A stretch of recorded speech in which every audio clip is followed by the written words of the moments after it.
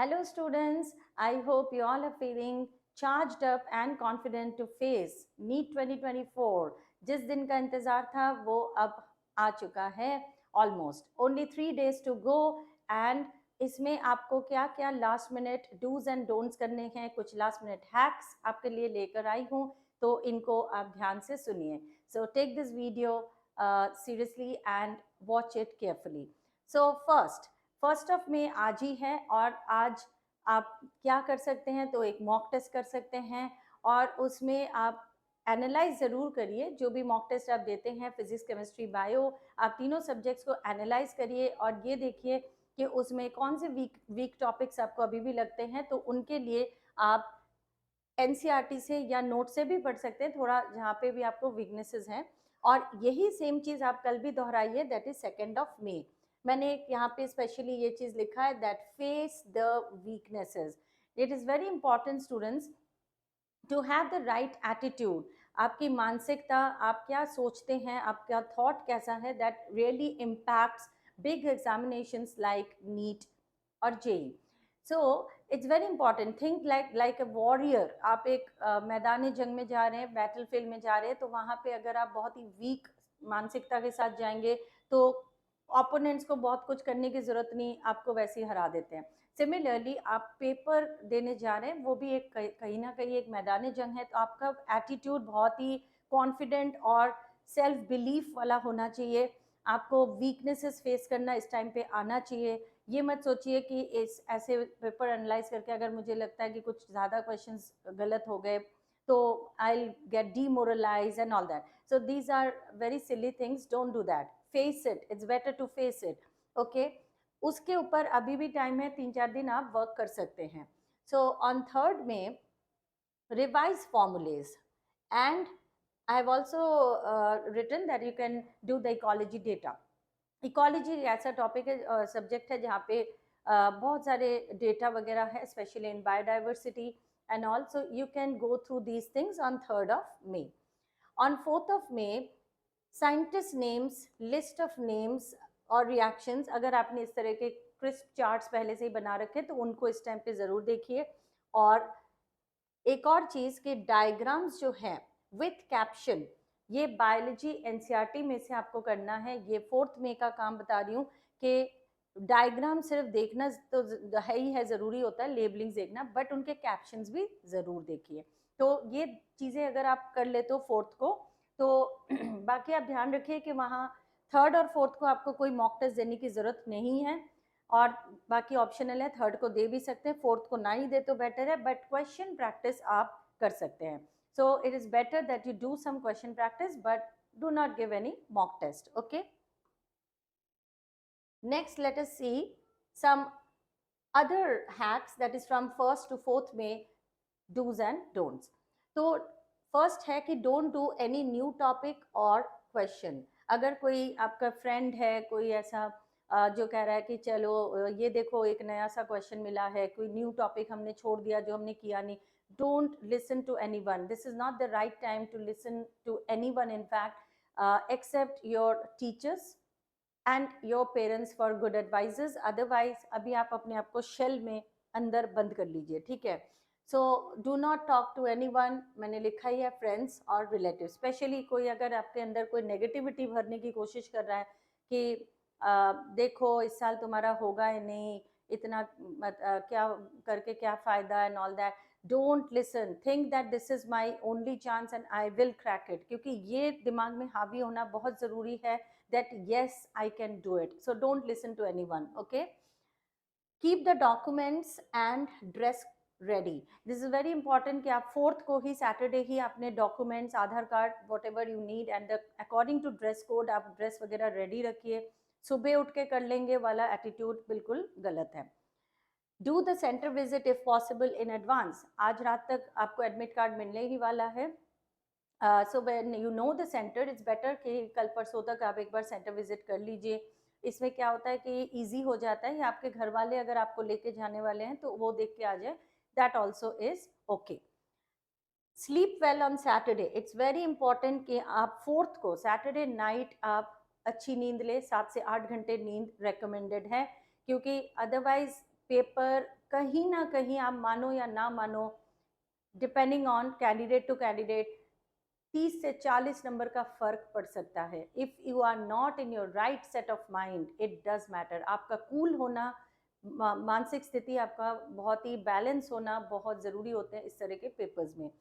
No outside food or water. Okay, as you know, you are already studying biology and you're going to become doctors, so you already know that you should not take outside food and water. यही sources of various germs होते हैं. And keep yourself hydrated.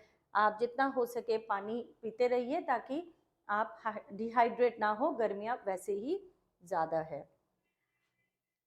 On the exam day, specially on 5th of May, आपको किन चीज़ों का ध्यान रखना है ऑन द एग्जाम डे.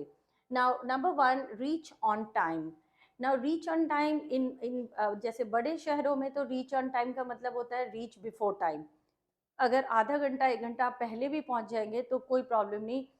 अब वहीं पे कहीं एक अच्छा कोई कोना सा पकड़ लीजिए, कहीं शेड है, बैठ जाइए.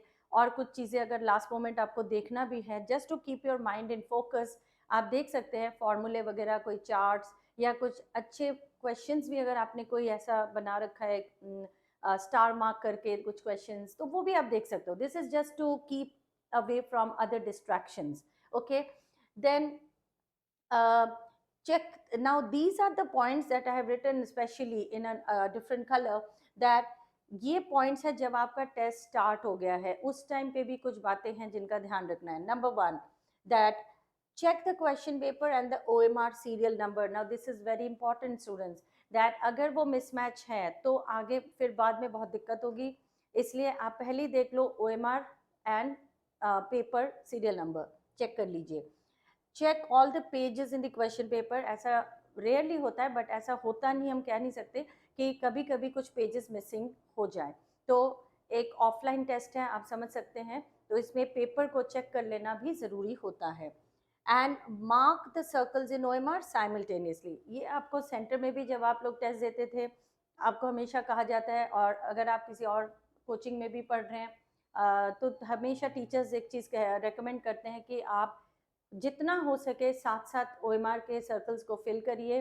और मैक्स टू मैक्स अगर 4 to 5 क्वेश्चंस 5 क्वेश्चंस तक करके आप करना चाहते हो तो कर सकते हो, बट इससे ज़्यादा ना करो तो बेटर है, क्योंकि सीरियली कई बार OMR के सर्कल्स गलत हो जाते हैं. Now of course be cool होना बहुत ज़रूरी है.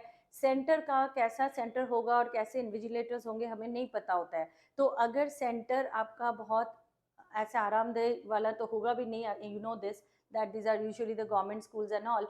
तो हो सकता है पंखा आवाज़ कर रहा है, या जो इन्विजिलेटर है वो थोड़े ऐसे ही हैं, या वो कभी एक दो लोग बात कर रहे होते हैं.